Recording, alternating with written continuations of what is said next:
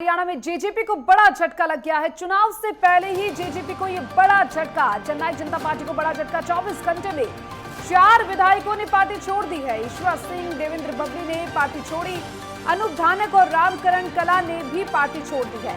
देखिए, कल ही चुनाव की तारीखों की घोषणा हुई है और ऐसे में जेजेपी में यहाँ भगदड़ मचती हुई दिखाई दे रही है।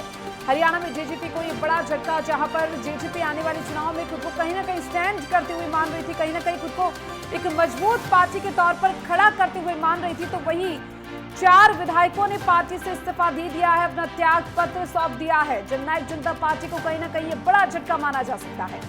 ईश्वर सिंह, देवेंद्र बबली ने पार्टी छोड़ी है, साथ ही अनूप धानक और रामकरण कला ने भी पार्टी छोड़ दी है। कारण क्या कुछ रहे हैं पार्टी छोड़ने के, वो अभी तक सामने नहीं आ पाए हैं। हालांकि इन चारों ने अभी तक किसी और पार्टी को भी ज्वाइन नहीं किया है, लेकिन चुनाव की तारीखों का कल ही ऐलान हुआ और आज ही इस तरीके से विधायक ईश्वर सिंह ने पार्टी छोड़ी।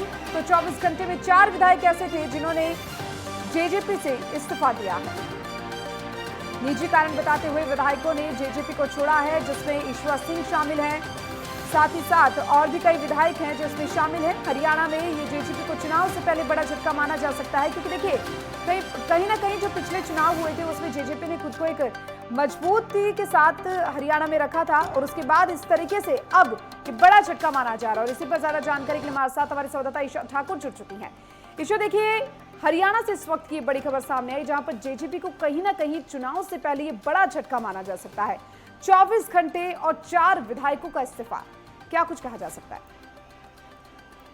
जी देखिए, जिस तरीके से लोकसभा चुनाव में एक बड़ा झटका देते हुए भारतीय जनता पार्टी ने सरकार से ही उन्हें अलग कर दिया था और जेजेपी को तब एक बड़ा झटका लगा था। और अब देखिए, क्योंकि चुनाव बिगुल बज चुका है और इससे पहले राज्यसभा चुनावों की घोषणा हो चुकी थी और राज्यसभा चुनाव होना है 31 तारीख को, नामांकन की आखिरी तारीख है और 3 सितंबर को राज्यसभा चुनाव होना है। और जिस तरीके से जननायक जनता पार्टी के जो नेता हैं, विधायक हैं, जो पूर्व में मनोहर लाल खट्टर सरकार के दौरान मंत्री भी रहे हैं जेजेपी के कोटे से, उनकी तरफ से पार्टी को अलविदा कहा जा रहा है, तो कहीं ना कहीं इसका फायदा जरूर भारतीय जनता पार्टी को होता हुआ नजर आ रहा है। वो इसलिए क्योंकि राज्यसभा चुनाव है।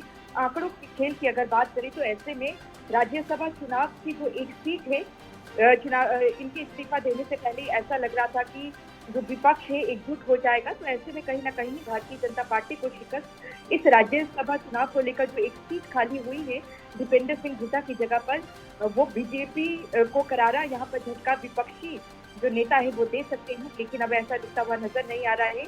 और तगड़ा झटका यहाँ पर राज्यसभा चुनाव से पहले लगता हुआ और कहीं ना कहीं जेजेपी के लिए मुसीबत का कह सकते हैं, क्योंकि पहले ही पार्टी जूझ रही है कि किस तरीके से अपने अस्तित्व को बचाया जाए।